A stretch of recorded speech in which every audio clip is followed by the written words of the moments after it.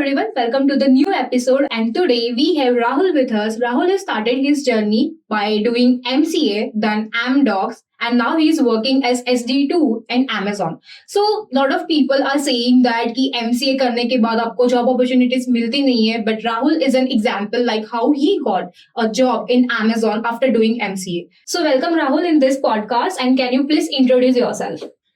Thank you for having me here. And hi everyone. My name is Rahul. I'm from Punjab.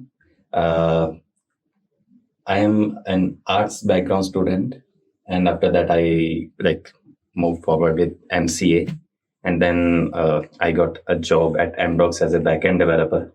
And after 3 years working at AmDocs, I decided to switch, and fortunately I got a job at Amazon as SD2. So yeah. So Rahul, लोग ऐसा बोलते हैं कि MCA करने के बाद उनको उतनी अपॉर्चुनिटीज नहीं मिलती as compared to the BTech. So can you please tell us more about your experience in NIT Calicut? या तो ऐसा प्रॉपर्ली कहें तो गलत भी नहीं है कि बीटेक के बराबर अपॉर्चुनिटी नहीं मिलती है एमसीए को. This is correct. बट ये भी नहीं है कि अपॉर्चुनिटी मिलती ही नहीं है.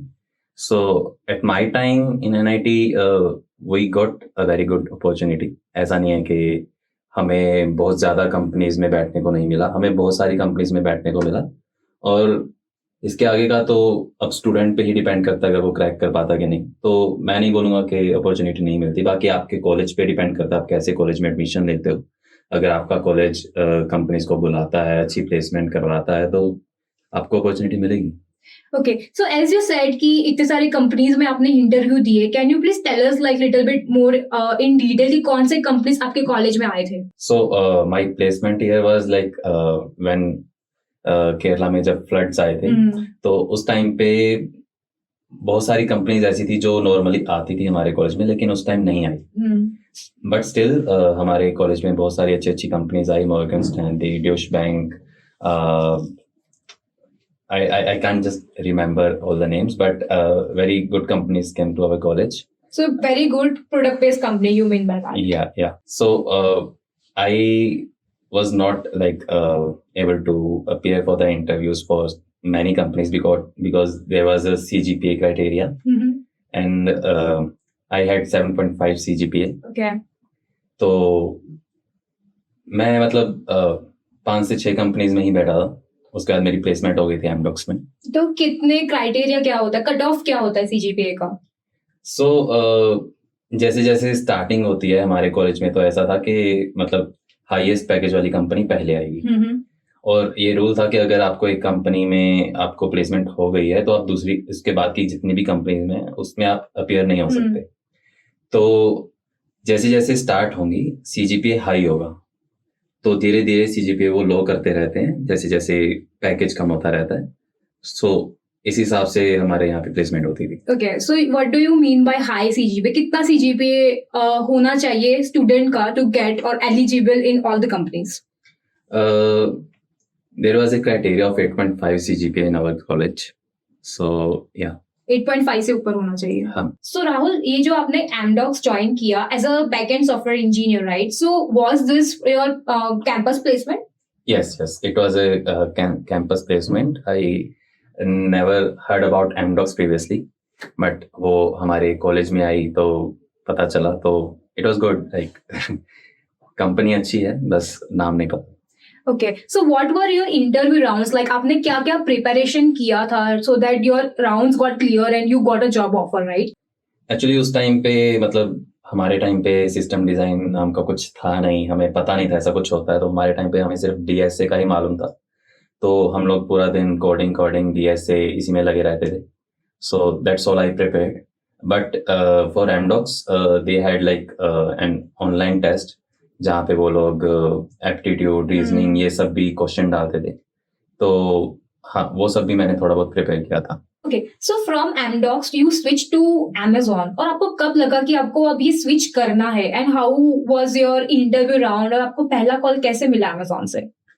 So first of all when I was working at AmDocs, पहला साल तो कुछ ज्यादा काम का प्रेशर था नहीं. तो उसमें कुछ सीखने को नहीं मिला.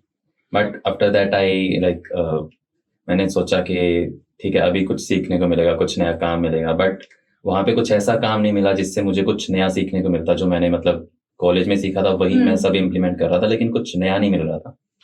So after a certain time period like आप एक्सपेक्ट करते हो कि आपकी सैलरी बढ़ेगी, हाँ। कुछ सीखने को मिलेगा। सो मुझे दोनों में से कुछ भी नहीं हो रहा था। सैलरी हाइक हो रही थी लेकिन कोई ज्यादा बढ़िया नहीं मिल रहा था कुछ। तो फिर मैंने सोचा कि now it is time to switch. तो मैंने बाकी मतलब और कंपनीज में इंटरव्यू देना स्टार्ट किया, मौके इंटरव्यूज दिए, एंड देन रोज बहुत सारी कंपनीज में अप्लाई करता था, उनके इंटरव्यू देता था। एंड लाइक बाय चांस कह लो या जैसे भी, मुझे लिंक्डइन पे रिक्रूटर्स ने कांटेक्ट किया अमेजोन से। मुझे कभी उम्मीद नहीं थी कि मेरी अमेजोन में जॉब लग सकती है, बिकॉज हर किसी के दिमाग में होता है कि फैंग है, बहुत बड़ी चीज़ है, हमसे नहीं हो पाएगा। तो मेरे भी दिमाग में था। तो मुझे लिंक्डइन पे रिक्रूटर्स ने कांटेक्ट किया, तो मैंने अप्लाई किया। And when I applied I went through the interview process. So that's how I came to Amazon. Okay, great. And so, can you please elaborate your interview process at Amazon? Yeah. So Amazon पे सबसे पहले तो एक online test होता है जिसमें कि 2 से 3 क्वेश्चन रहते हैं कोडिंग के, जो कि आपको 90 मिनट्स के अंदर कंप्लीट करने होते हैं। और जब आपका वो क्लियर हो जाता है तो आपका नेक्स्ट राउंड शेड्यूल होता है, जिसमें कि एक ऑनलाइन कोडिंग राउंड ही रहता है, जिसमें कि एक बंदा आपको क्वेश्चन देगा सॉल्व करने के लिए और आप उसको सॉल्व करोगे।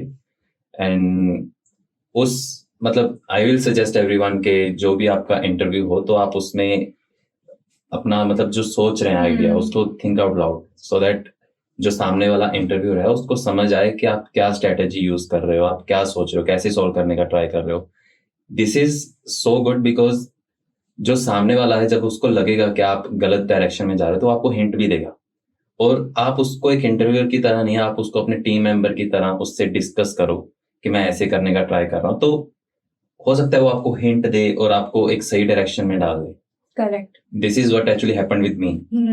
सो yeah and after that I got like into HLD round, जहाँ पे वो लोग हाई लेवल डिजाइन पूछते हैं, और मुझसे पूछा गया था, ट्विटर बनाने को बोला गया था मुझे।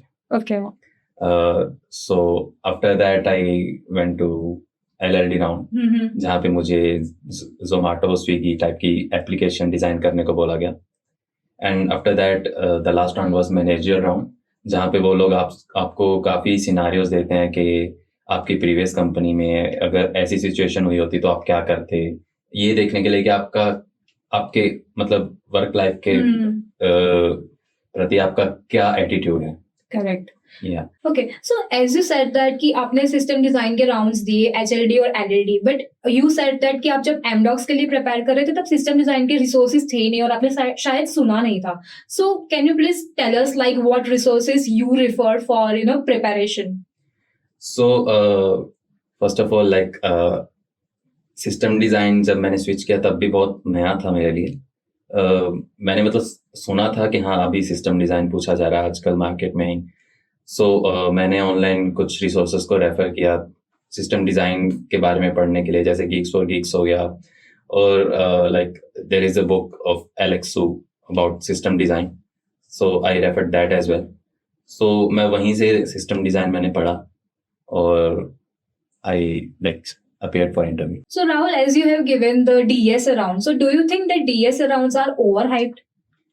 नहीं, मुझे नहीं लगता, क्योंकि DSA समथिंग जो कि हर बड़ी कंपनी में पूछा जाता है, और मैं बोलूँगा कि अगर आपको DSA बहुत अच्छे से आता है तो there are like most of the chances are there that you will be selected. So I don't think कि DSA ओवरहाइप्ड है। अगर आप डेवलपर के रोल के लिए अप्लाई कर रहे हो तो DSA is the most important thing. I know like system design आजकल बहुत ज़्यादा important है, but that is still required for senior positions and not for the freshers. But in future this might happen कि system design freshers को भी पूछा जाए, but फिर भी DSA कभी खत्म नहीं होगा, DSA हमेशा रहेगा। As you said that कि system design is only important for the senior roles, but काफी सारे companies ऐसे हैं, for example Flipkart, Razorpay, they are having the machine coding round for a fresher. So it's very good to have this kind of skills because it will, pick out you from the whole crowd. Yeah. So काफी सारी companies में system design और DSA rounds are must. तो आपके Amazon के experience में या day to day life में कितना यूज होता है डीएसए और system design? So whenever we get a new requirement, like we get a feature design, like there is a requirement to design a feature that has some infrastructure added to it, like जहाँ पे हमें कुछ नई infrastructure तैयार करनी है या फिर एग्जिस्टिंग इंफ्रास्ट्रक्चर में कुछ इम्प्रूवमेंट करनी है, तो वहाँ पे हमें सिस्टम डिज़ाइन काम में आता है, क्योंकि हमें वहाँ पे पूरा डिटेल में देखना पड़ता है कि इस कंपोनेंट का अल्टरनेटिव क्या है, बेस्ट जो अल्टरनेटिव वो कौन सा है, उसके क्या फ़ायदे हैं, क्या नुकसान है, हम इसको क्यों चूज़ कर रहे हैं और क्या फ्लो रहेगा पूरे सिस्टम का, कौन सा कंपोनेंट दूसरे कंपोनेंट से कैसे कम्युनिकेट कर रहा है. ये सब डिज़ाइन करने के लिए हमें सिस्टम डिज़ाइन की ज़रूरत पड़ती है डेली टू डेली लाइफ में, लाइक जब भी हमें कोई न्यू फीचर क्रिएट करना है. एंड डीएसए तो हर जगह काम आती है, क्योंकि सिस्टम डिज़ाइन के बाद हमें उस फीचर को इम्प्लीमेंट भी करना है कोडिंग में. सो डीएसए कम्स एवरीवेयर. सो राहुल, मैंने काफी सारे फ्रेंड्स से सुना है कि Amazon में डिजाइन डॉक्स को ज्यादा प्रेफरेंस दिया जाता है. तो can you please elaborate what does that mean?